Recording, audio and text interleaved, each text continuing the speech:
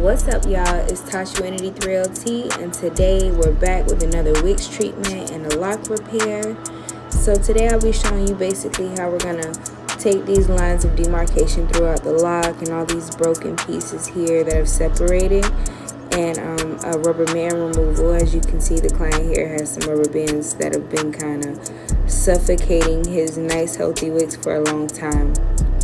Small thing to a giant, you know how it goes.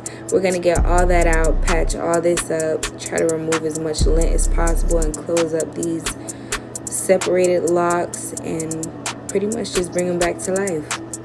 Let's get into it.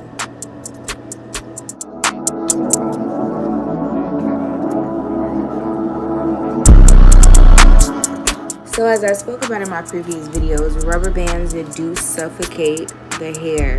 Rubber bands and thread are very dangerous and are to only be used as tools and removed in a short amount of time because they just kind of cut the circulation off, and you don't want that. So now you'll see I'm kind of going throughout the lock to remove some of those lines of demarcation and just tightening everything up all together with my double and triple prong crochet tool, size 0.5 millimeter. So that's that.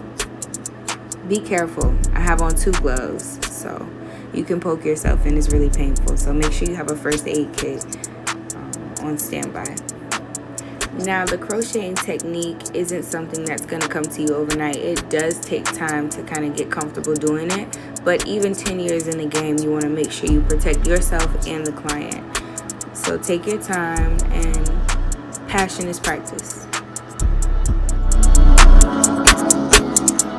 So here are our no rubber band, no thread, seamless, clean, healthy, back to life, thick locks, trunks, wigs, whatever you want to call them.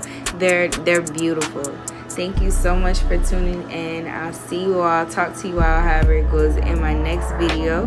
Don't forget to subscribe, like, comment, and hit that bell for hot content notification. Peace and love, y'all.